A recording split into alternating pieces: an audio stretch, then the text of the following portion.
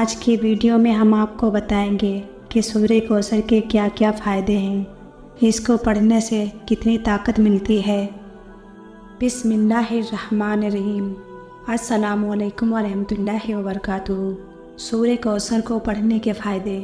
سورہ کوثر قرآن کی 108ویں سورہ ہے۔ یہ قرآن کی 30ویں پارے میں موجود ہے۔ یہ قرآن کی سب سے چھوٹی سورہ ہے۔ کچھ لوگ اسے مکی سورہ کہتے ہیں اور کچھ لوگ اسے مدنی سورہ کہتے ہیں۔ یہ سورہ ہے تو بہت چھوٹی، لیکن اس کو پڑھنے کے بے شمار فائدے ہیں۔ سورہ کوثر کب نازل ہوئی تھی؟ یہ سورہ تب نازل ہوئی تھی جب ہمارے پیارے نبی حضرت محمد مصطفیٰ صلی اللہ علیہ وسلم بہت برے دور سے گزر رہے تھے۔ اس وقت مسلمانوں پر بہت ظلم ہو رہے تھے اور مسلمانوں کی تعداد بھی بہت کم ہو گئی تھی۔ اس کے علاوہ جب ہمارے پیارے نبی کی دونوں اولادوں کی موت ہو گئی تھی، تب کسی دشمن نے پیارے نبی سے کہا تھا کہ اب تمہاری کوئی اولاد نہیں بچے گی۔ دشمنوں نے حضرت محمد مصطفیٰ صلی اللہ علیہ وسلم سے کہا تھا کہ اسلام کو آگے بڑھانے کے لیے تمہاری نسل ختم ہو چکی ہے، اب تمہارا کوئی ونش نہیں بچا ہے، کیونکہ پیارے نبی کے دونوں بیٹوں کی موت ہو چکی تھی۔ اس وقت ہمارے پیارے نبی کی 2 سے 3 بیٹیاں بھی تھیں، لیکن اس وقت بیٹوں کو ہی ونش چلانے والا مانا جاتا تھا۔ دشمنوں نے آپ کا بہت مذاق بنایا۔ ایسے برے اور مشکل وقت میں اللہ نے سورہ کوثر کو نازل کیا۔ سورہ کوثر میں کن باتوں کا ذکر ہے؟ سب سے پہلی جو سب سے ضروری بات اس میں بتائی گئی ہے، جب کسی کو اپنی زندگی سے کھو دیتے ہیں تب اللہ اسے کسی اور چیز میں بدل دیتا ہے۔ اس کے علاوہ سورہ کوثر میں 3 بہت ضروری آیات شامل ہیں، جس میں 3 باتیں بتائی گئی ہیں جو اس طرح سے ہیں۔ پہلی آیت میں بتایا گیا ہے کہ جنت میں سورہ کوثر کی ایک ندی ہے جو جنتی لوگوں کے لیے بنائی گئی ہے، جس کے کنارے سونے کے ہوں گے، اور یہ ندی موتی کے اوپر بہے گی، جس کا پانی دودھ سے بھی زیادہ سفید ہوگا اور شہد سے بھی زیادہ میٹھا ہوگا۔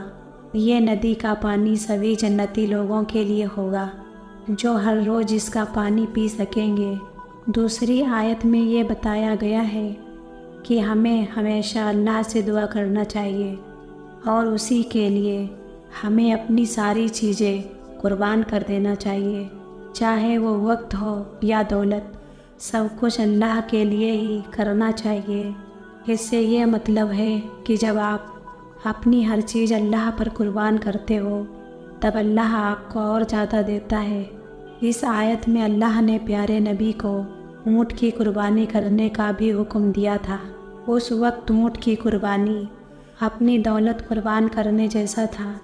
تیسری آیت میں یہ بتایا گیا ہے کہ پیارے نبی کے سارے دشمنوں کو کاٹ دیا گیا ہے۔ کہنے کا مطلب اللہ اس سورہ میں یہ بتاتے ہیں پیارے نبی کے سارے دشمن کاٹ دیے گئے ہیں۔ سورہ کوثر پڑھنے کے کیا فائدے ہیں؟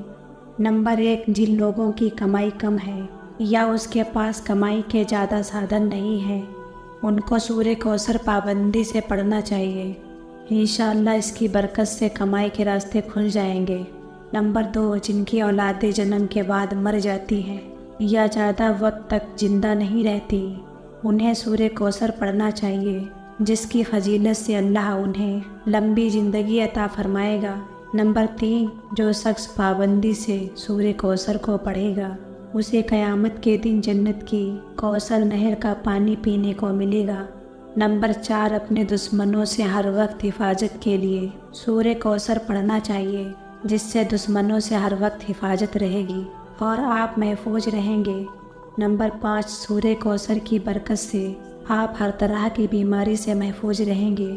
اگر پہلے سے کوئی بیماری ہوگی وہ بھی سورہ کی برکت سے ختم ہو جائے گی۔ نمبر 6، سورہ کوثر پابندی سے پڑھنے والے شخص کی ہر مراد پوری ہوتی ہے، اس لیے ہر مراد پوری کرنے کے لیے سورہ کوثر پڑھیں۔ نمبر 7، اگر کسی کی شادی میں رکاوٹ آ رہی ہے یا رشتہ ہوتے ہوتے ٹوٹ رہا ہو تو چاہیے کہ سورہ کوثر ہر عشاء کی نماز کے بعد پابندی سے پڑھیں، جس سے رشتوں میں آ رہی رکاوٹ سے چھٹکارا مل جائے۔ نمبر 8، اگر کسی کی یادداشت کمزور ہے यानी उसे कुछ याद नहीं रहता, तो उसे इस सूरह को ज़रूर पढ़ना चाहिए, जिससे उसकी दिमागी हालत में सुधार होगा और याददाश्त मजबूत होगी। नंबर 9, सूरह कौसर गरीबी कम करने और अपने माल की हिफाजत करने के लिए पढ़ते रहना चाहिए। नंबर 10, अगर किसी का व्यापार या बिजनेस बहुत अच्छा चल रहा है और वो चाहता है कि ये व्यापार ऐसा ही चलता रहे, तो उसे पाबंदी से सूरह कौसर हर दिन पढ़ना चाहिए। उसकी फजीलत से बिजनेस में बहुत मुनाफा होगा। नंबर 11, इसके अलावा भी इस सूरह को पढ़ने के बेशुमार फ़ायदे हैं। हमें चाहिए कि हम कुरान की हर सूरह को पाबंदी से पढ़ें और इसमें बताए गए रास्तों पर अमल करने की कोशिश करें, ताकि हम अल्लाह के अज़ाब से बच सकें और एक बेहतरीन ज़िंदगी गुजार सकें। सूरह कौसर कब पढ़ना चाहिए?